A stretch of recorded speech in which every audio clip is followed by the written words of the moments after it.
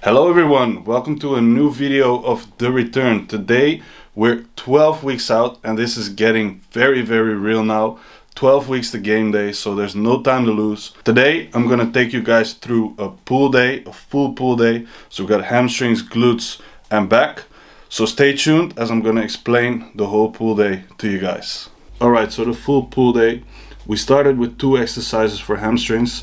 The first one was a seated hamstring curl. We did 2 working sets here, one of 6 to 9 and one of 10 to 14.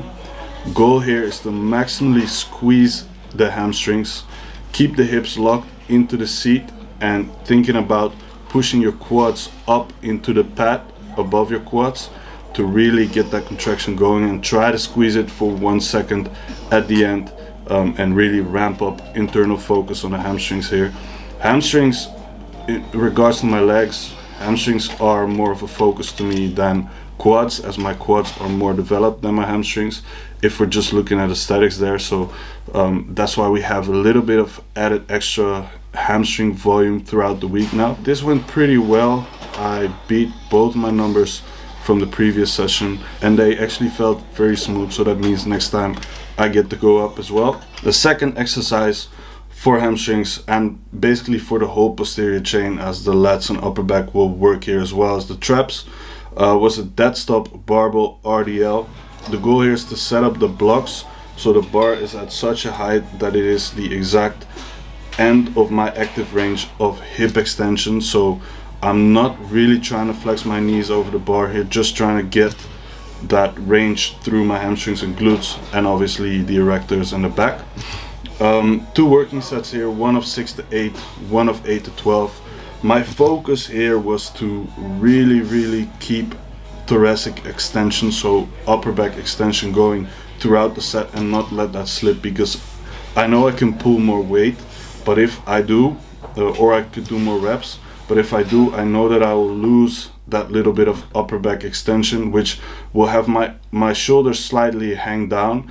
And that way I just feel like the movement doesn't really do much for me anymore in terms of my posterior chain development. Yes, it will still work through my hamstrings and my glutes, but I don't really get the connection with the back. So I want to work my way up whilst being able to keep that thoracic extension, keep the shoulders retracted, and basically keep that all very stiff. So just as a comparison, I could pull 200 kilos for 6 or 8. And I just did 180 for 5 reps for my top set. I tried to do that 6th rep, but I felt my shoulders were gonna drop in that one, so I'm not gonna do it. I'm just gonna work my way up here until I can do 6 and then 8 with that thoracic extension, and then increase the weight again. Again, the back of set was also lighter than usual, so that was 140 kilos. I did increase my reps there because last time I only got 6 before I lost that thoracic extension, and this time I got 10, so I'm very happy with that. Trying to work that up to 12 and then we move on there. So this was the second exercise in today's pull session. After that we went on to more back related work, more lats related work. We did pull over machine, the first real like upper back lats movement. The goal here is to get the lats as short as possible and fire them up before we go on and do the rest of the back training. Usually I would put my elbows on the elbow pads and really try to push through the elbows, but I recently found that if I put my hands up on the very edge of the machine, I can actually get a better connection with my lats and just squeeze much harder, and I don't really feel my triceps or anything else than my lats working there. So it's a really nice movement for me, and when I'm doing this, I'm imagining me doing like a abdominals and thighs pose and really pulling my lats out and then squeezing them in, keeping my chest up, keeping that thoracic extension going a little bit. I don't want to be crunching into the movement a lot. As I get fatigued, you get to see I do crunch in a little bit, but I'm trying to keep that extension going as long as I can, and really fire up the lats there. We did 2 sets here again, one of 6 to 8 and one of 8 to 12. And after that we went on to a unilateral cable lat pull down, and this is set up in a way where we don't pull the weight down straight from above us, because this will have us incorporate much more upper back, and we still want to keep the tension on the lats here. So we place a bench in front of the cable station to create a little bit more distance between the bench and, you know, the cable pulley, which creates a line of resistance that's more in line with the fibers of the lat, and therefore it's easier for us to actually target the lats. We did 3 sets here, 1 set of 6 to 9 per side, and then 2 sets of 10 to 14. And again, I'm trying to put my working side leg forward here, because if you look at the way that we walk, if you look at our walking pattern, our lats, so let's say I'm taking a left step, right? My left foot is going forward and my left hand is swinging backwards, which means my lat is firing as I put my left foot forward, and that's the way, you know, we move forward. So mimicking that in exercise allows us to create a better contraction on the lat. So that's why we have the working side leg forward here. Internally, I'm really trying to think about pulling with the elbow, and if I don't get a connection with that, I'm trying to think about pulling with my pinky. But essentially, I'm trying to think I'm pulling my elbow into my hip and flex the lat as hard as possible as I can towards the end. After this exercise, we went on to do a standing hamstring Iso Row, which is also lat focused, but this one really focuses more on the shortened end range of the lat, the way it's set up. So if you were to sit on the machine, that's a different story, but because we stand away from it, the weight actually drops off as you come in closer, which allows you to really go into that shortened range for the lat and overload that and challenge that. So we did 2 sets here, 1 of 6 to 9 and 1 of 10 to 14. And in here, the same thing, I'm trying to think about what my elbow is doing. So I'm thinking about pushing my elbow down into my hip rather than pulling my hand towards me. And also I'm really fixating my non-working side hip into the seat, so I have some bracing there. And again, I'm stepping forward with my working side leg here for the same reason as we did with the lat pull down. After this, we went on to do a chest supported TBar row, more upper back focus here. And because we already did block pulls where we loaded the hip musculature, we want to take the lower back out of the equation here with the TBar rows and really be able to focus more on the upper back. I'm thinking about my elbows coming out here instead of coming into my hip, keeping thoracic extension throughout the movement as well, and trying to squeeze the shit out of it at the top, and really feel my upper back working. And it went well. 1 set of 6 to 9 here, 1 set of 10 to 14. We're still keeping volume quite low per exercise. We do this is a big session in terms of the amount of exercises, but we keep the volume per exercise quite low, because we just want to focus on getting the most out of 2 working sets and recovering from it before we come back and try to do more. You know, because otherwise it wouldn't make sense. It would not make sense to start doing 4 sets, because where are you going to go from there? First off, we're trying to really get the most out of these 2 working sets that we have within the rep ranges that we work in. And once we've maxed that out, we can always opt for more weight. And then you might get into a range when you're very advanced, where you have to lift such heavy weights that it becomes almost too dangerous to do so on a consistent basis. And that's where you're going to think about adding more sets in, and dividing the volume more evenly in that way. But yeah, upper back fried. After this movement, we still went on to do some more upper back, but this time also with a slightly more rear delt focus.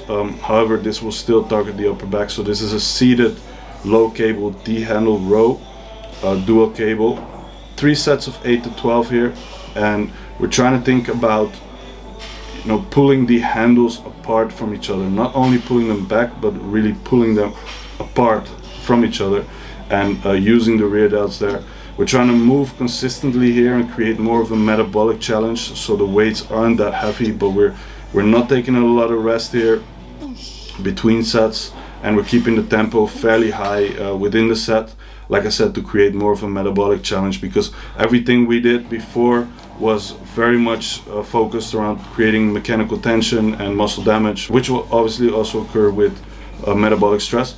but we're more so trying to focus on pump work with this exercise. I started with my heaviest weight the first set, and then I kept my heavier weight for the second set as well, and I dropped off for the third set because otherwise I couldn't keep myself within that same rep range.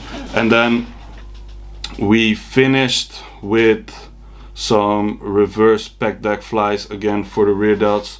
Same thing here, we're trying to really focus more on that metabolic stress variable. We're keeping reps a bit higher here, one set of 8 to 12, one set of 12 to 15. And the same thing here, I'm not trying to pull the handles back, I'm trying to push them out from each other before I'm even thinking about pulling these handles back and squeezing, you know, because the moment you're going to squeeze them back, you're going to be using the rhomboids, the mid traps, maybe even the upper traps, and not so much just the rear delts. So the more you want to keep focused on the rear delts, the more you got to think pushing things away from each other, pushing out, and almost slightly protracting throughout the movement to keep that upper back more out of it.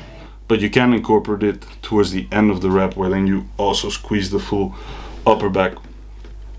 And so that was the whole pull session. So we basically did the full backside of the body, right? We did hamstrings, we did glutes, we did lats, we did upper back, we did rear delts. So that's a full pull session done.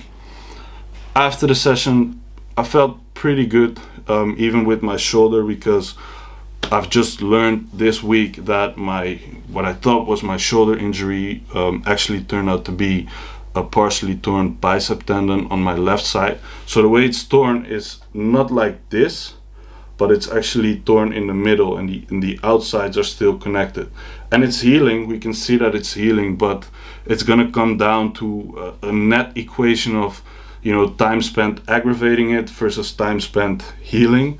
And that's just how fast the injury is gonna get better. So within the training, anytime I feel that stinging sensation, I quit, I do something else, I change the mechanics of the exercise, I change the movement, or I change the loading scheme. So I have to be very adaptive for these weeks, especially with pressing movements, but also with some pulling movements. But in this training session, I did not feel it that much, except for the pullovers in the beginning, where I then had to adjust my positioning and my range, which would then mean I couldn't go as far back as I would like to, but I still got a decent stretch on my lats. And for now, I'll take that. I'm taking TB 500 and BPC 157 and GH to help recovery process here. So that's just gonna take a little bit of time, but in the meantime, we can still keep on working. Obviously, this is not something you want at 12 weeks out, so it really messes with your head because you want to be at your best. I'm 12 weeks out, I still have enough food in, my strength is actually at peak levels.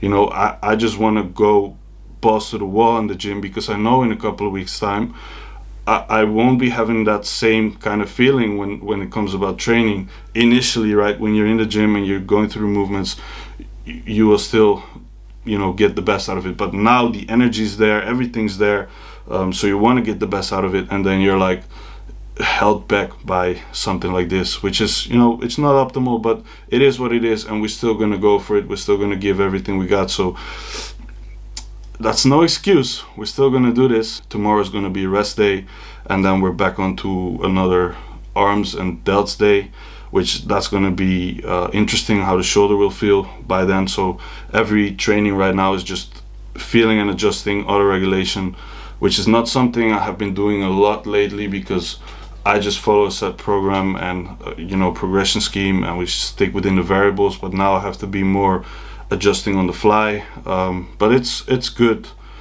We have to do what we have to do, and other than that, things are all going well. All right, that's a wrap up for today. 12 weeks out now. This is getting real. Had a good session, and ready to go home now, get some food in. See you guys for the next video, where we're gonna be 11 weeks out. Peace.